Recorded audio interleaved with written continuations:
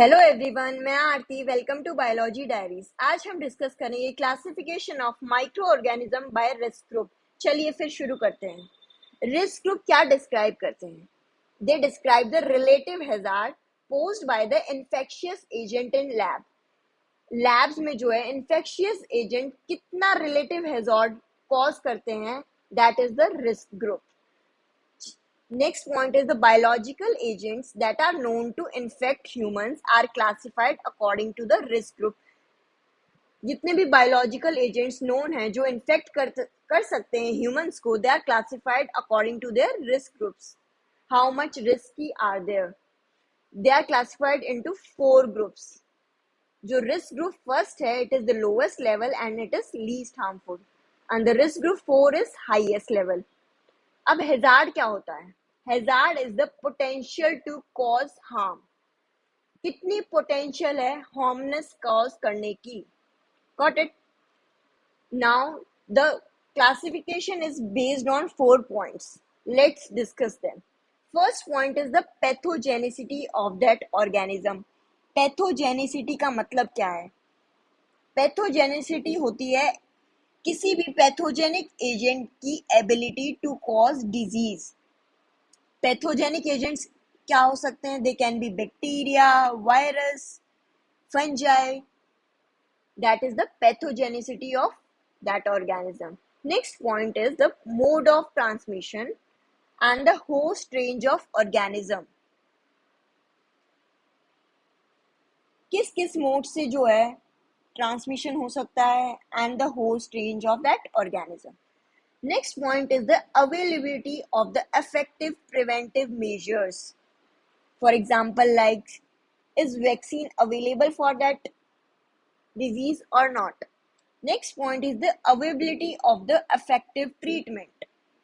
क्या हमारे पास कोई effective treatment, antimicrobial, antivirals, chemotherapeutic agents और antibiotics available हैं उस disease के लिए?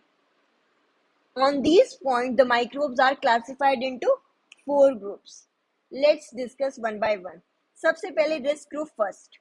Risk group first में जो है इंडिविजुअल लेवल और कम्युनिटी लेवल पे दोनों पे ही बहुत कम रिस्क होता है, वेरी लो रिस्क. यानी कि the microbe is unlikely to cause human और एनिमल डिजीज. जो माइक्रोब है वो कोई भी एनिमल और ह्यूमन डिजीजेस कॉज नहीं करता. For example like E coli. Next is risk group second. Risk group second में जो है इंडिविजुअल लेवल पे मॉडरेट रिस्क होता है और कम्युनिटी लेवल पे काफी लो रिस्क होता है. यानी जो पैथोजन है it causes human and animal diseases, but it is unlikely to be a serious hazard to lab workers, community और एनवायरमेंट. पैथोजन जो है वो एनिमल और ह्यूमंस को डिजीज कॉज करता है, लेकिन कोई सीरियस हैजार्ड नहीं होता उसमें, ना ही वर्कर्स को, ना ही कम्युनिटी लेवल पे और ना ही एनवायरमेंट को. जो रिस्क ऑफ स्प्रेड है रिस्क ग्रुप सेकंड का, दैट इज वेरी लिमिटेड.